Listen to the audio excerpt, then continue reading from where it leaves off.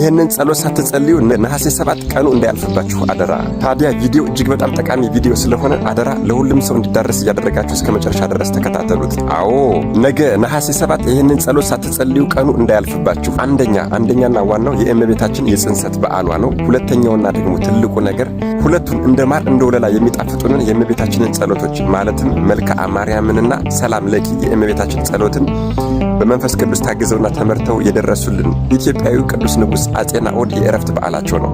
ታዲያ በዚህ ቀን እመቤታችን ለቅዱስ ንጉሥ ለአጼ ናኦድ ተገልጻ ቃል ኪዳን ገብታላቸዋለች። ምን ብላ? ይህንን መንፈስ ቅዱስ ገልጾልህ በመንፈስ ቅዱስ ተመርተህ የደረስከውን ሰላም ለኪ የሚለውን ጸሎት በዕድሜ በኖርኩት በዕድሜ ልክ 64 ጊዜ በፍጹም ፍቅር ሆኖ የጸለየውን ሰው ቅዱስ ሚካኤል በቀኙ ቅዱስ ገብርኤል በግራው እንዲቆሙ አደርጋለሁ። ኃጢአቱን ይቅር እለዋለሁ፣ ጸሎቱን እሰማዋለሁ፣ ልመናውን እፈጽምለታለሁ፣ የእኔም የአንተም ረድኤትና በረከት ያድርበታል ብላ ቃል ኪዳን ገብታላቸዋለች።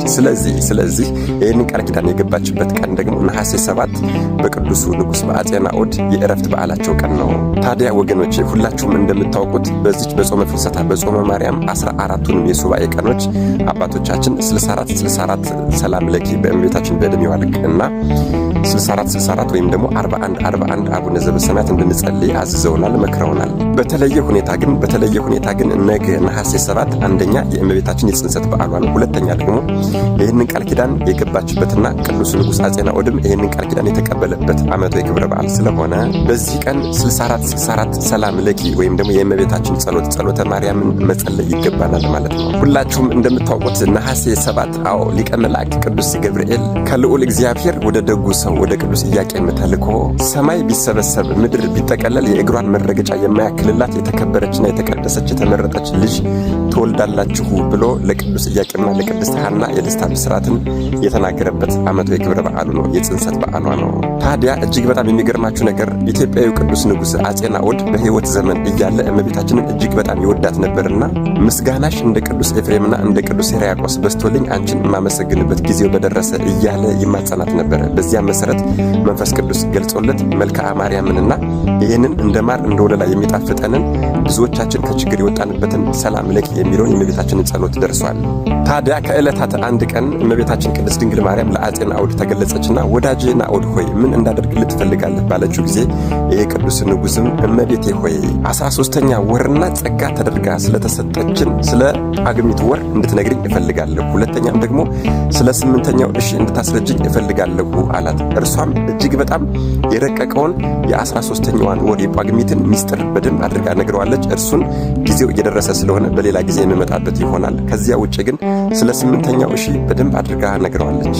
ምን አይነት ኃጢአተኛና ክፉ ከሃዲ ትውልድ እንደሚፈጠር ነግረዋለች። እርሱም ይህንን በሰማ ጊዜ ይሄ ቅዱስ ንጉሥ ምን ብሎ ቢጠይቅ ጥሩ ነው? እባክሽን እናቴ ሆይ እዚያ ዘመን ላይ አታድርሽኝ አላት። ታዲያ ወገኖች ልብ አድርጉ፣ 8ኛው የሚገባው በ1500 መስከረም 1 ቀን ነበረ። በ1500 መስከረም 1 ቀን 8ኛው ይገባል። በዚህ ጊዜ እሱ ደግሞ ያንን ዘመን አታሳየኝ አታድርሽኝ ብሎ ለምኗት ነበርና እመቤታችን ደግሞ አጼ ናኦድን በልመናውና በጥያቄው መሰረት በ1499 ዓመተ ምህረት በጽንሰቷ ክብረ በዓል ቀን ማለትም ነሐሴ 7 ቀን እንዲያርፍ አድርገዋለች። ታዲያ ወገኖች በዚህ በነሐሴ 7 ከማረፉ በፊት ተገልጻለት ታላቅ ቃል ኪዳን ገብታለታለች።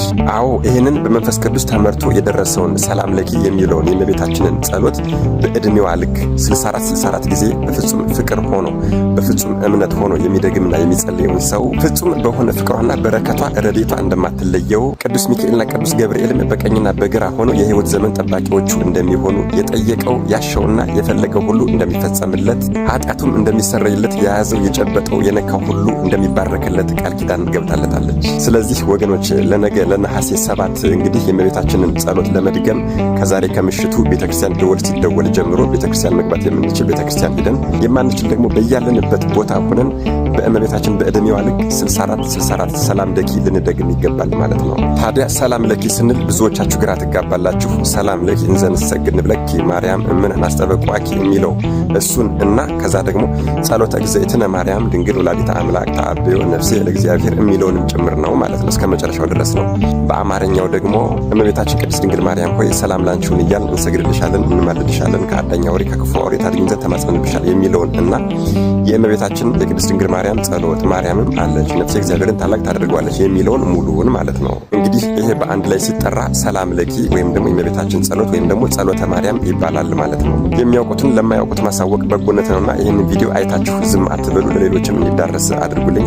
መድኃኔዓለም ኢየሱስ ክርስቶስ ከእናታችን ከቅድስተ ቅዱሳን ከቅድስት ድንግል ማርያም የጽንሰት በዓልና ከቅዱስ ንጉሥ ከአፄ ናኦድ የእረፍት በዓል ረድኤት፣ በረከት፣ ምልጃ፣ ቃል ኪዳን፣ ፍቅር አይለየን። አሜን። ይቆይ። ነሐሴ 7 አቤት አቤት አቤት! በዚህች ቀን ቸር አምላክ የሆነ እግዚአብሔር የመላእክት አለቃ የሆነ ሊቀ መላእክት ቅዱስ ገብርኤልን ወደ ከበረና ከፍ ከፍ ወዳለ ወደ ታላቁ አባታችን ወደ ቅዱስ ኢያቄም ላከውና ዓለም ሳይፈጠር በአምላክ ልቦና ታስባ ትኖረው ስለነበረችው ሰማይና ምድር ቢሰበሰብና ቢጠቀለል የእግሯን መረገጫ ስለማያከልላት ለዓለም ሁሉ ድህነት ስለምትሆነው ስለ እናታችን ስለ ቅድስተ ቅዱሳን ስለ ንጽሕተ ንጹሐን ስለ ቅድስት ድንግል ማርያም ወላዲተ አምላክ እመብርሃን ጽንሰቷንና ልደቷን ለዓለሙ ሁሉ ድህነት ምክንያት መሆኗን ሊነግረው የሄደበት ታላቅ ዓመታዊ ክብረ በዓል ነው። ጻድቁ አባታችን ቅዱስ ኢያቄምና እናታችን ቅድስት ሐና ልጅ ባለመውለዳቸው እያዘኑ ይኖሩ ነበረ። የእስራኤል ልጆች ልጅ ያልወለደን ሰው ከእግዚአብሔር በረከትን ያጣ ነው ብለው ያስቡ ስለነበረ እነሱን ያቃልሏቸው ነበረ። እነርሱ ደግሞ ተስፋ አልቆረጡም። ልጅ ቢወልዱ ሴትም ይሁን ወንድ ለእግዚአብሔር አገልጋይ እንዲሆን ለቤተ መቅደስ እንደሚሰጡ ተሳሉ። ከዚያም ታላቁ አባታችን ቅዱስ ኢያቄም በተራራ ላይ ሆኖ ሲጸልይ ቆይቶ ደክሞት እንቅልፍ ብሎት በተኛበት ሰዓት ከእግዚአብሔር የተላከ የመላእክት አለቃ ሊቀ መላእክት ቅዱስ ገብርኤል ተገለጸለትና እንደዚህ አለው፣ ሚስትህ ሐና ትጸንሳለች፣ ዓለሙ ሁሉ በእርሷ ምክንያት የሚደሰትባት፣ በእርሷ ምክንያት የብዙዎች አይነ ልቦናቸው የሚበራላቸው፣ ለዓለም የሰው ልጆች መዳን ሁሉ ምክንያት የሆነች ሴት ልጅን ትወልድልሃለች አለው። በነቃም ጊዜ ወደ ቤቱ ሂዶ ለሚስቱ ለቅድስት ሐና ያየውን ነገር ነገራት። በራእዩ መሰረትም ነሐሴ 7 በዚህች ቀን ለዓለም ሁሉ የከበደች እናታችን ቅድስተ ቅዱሳን ቅድስት ድንግል ማርያም ተጸነሰች። ግንቦት 1 ቀንም ለዓለም ሁሉ መመኪያ የሆነች በሁለቱም ወገን ድንግል የሆነች እናታችንን ወለደቻት። ሊቁ አባታችን አባ ሕርያቆስም እኮ ለዚህ ነው በቅዳሴ ማርያም ላይ ድንግል ሆይ በኃጢአት ፍትወት የተጸነስሽ አይደለም፣ በሕጋዊ ጋብቻ ከቅዱስ ኢያቄምና ከቅድስት ሐና ተወለድሽ እንጂ ያለው። መድኃኔዓለም ኢየሱስ ክርስቶስ ከእናቱ ከእናታችን ከቅድስተ ቅዱሳን ከቅድስት ድንግል ማርያም የጽንሰት በዓል ረድኤት በረከት ያሳትፈን። አሜን። ይቆየን።